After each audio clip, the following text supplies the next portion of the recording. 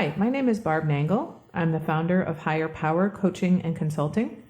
I want to welcome you to my podcast, Fragmented to Whole, Life Lessons from 12-Step Recovery.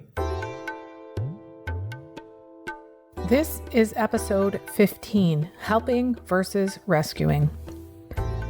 When I first came into recovery, I started to see that there was a difference between being helpful to someone and rescuing someone. So I came to understand that there was this continuum of helpfulness where on one end, there was helpful, kindly, functional behavior.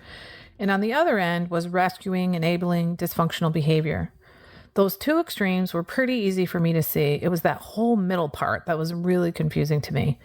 Where do you cross the line from being helpful to rescuing? I just couldn't understand.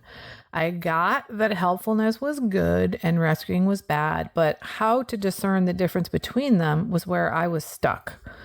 Finally, someone in recovery told me that it had to do with my motives.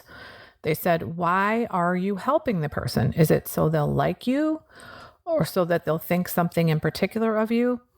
And at the time, I had no idea that I was helping people because I wanted them to like me or think I was a certain kind of person or had certain qualities. I really didn't know I was doing that. It was through the process of doing the steps that I came to understand that. So until I came to see that I was actually being helpful to people to get a certain result, that question of motives was patently unhelpful to me. I simply couldn't even see my own motives.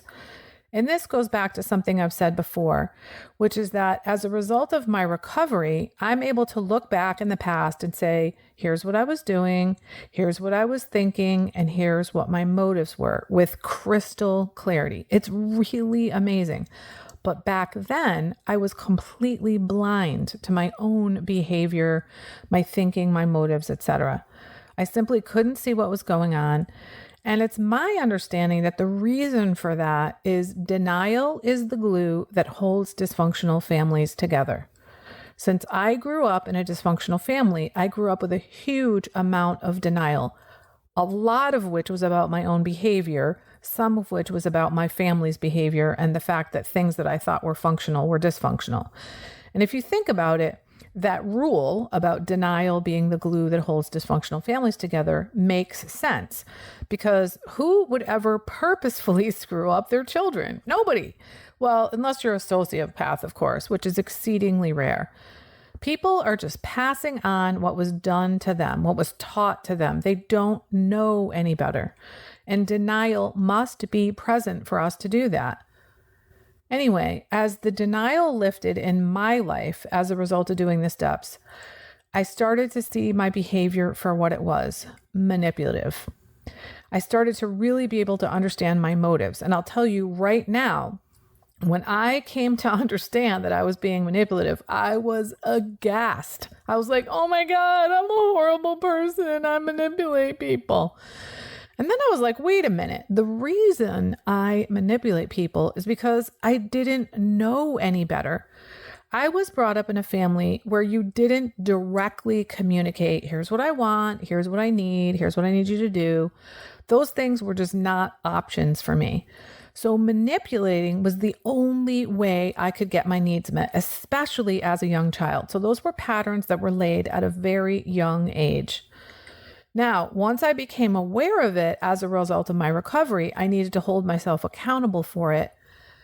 I had to let go of beating myself up for being manipulative and change my ways. So back to coming to understand my motives.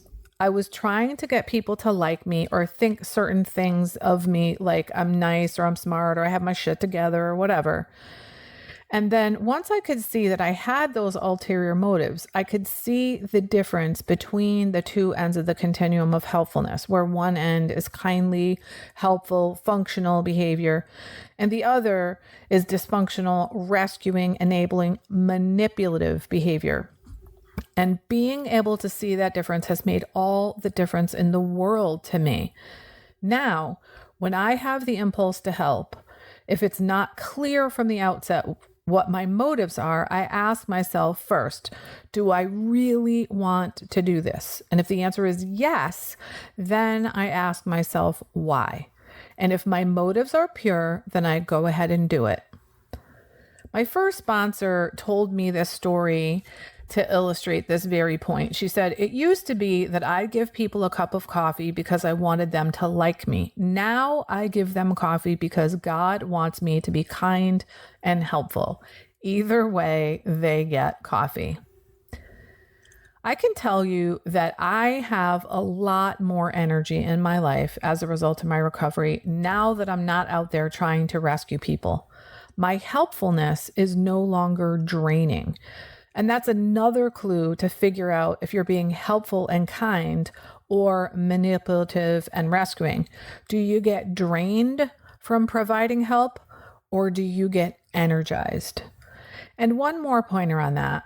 This comes from something that I tell my sponsees, as sometimes other people in program as well. And I say this, listen, I am invested in your recovery, but I'm not going to be more invested in it than you are. So if you're helping someone and you're more invested in whatever it is you're helping them with or in them than they are, then you're probably rescuing them rather than being helpful. And rescuing is about you. It's not about them. You are trying to make yourself feel better, either by projecting an image of yourself that you want others to believe, or you're trying to keep the focus off of yourself, which is what much of our behavior before recovery is about. That's it for today. And speaking of helpfulness, I hope that this has been helpful to you. That's it for today. If you like what you've heard here, then you just might be interested in private coaching with me. If that sounds like you, head on over to my website, which is higherpowercoachingandconsulting.com, and click on the contact menu.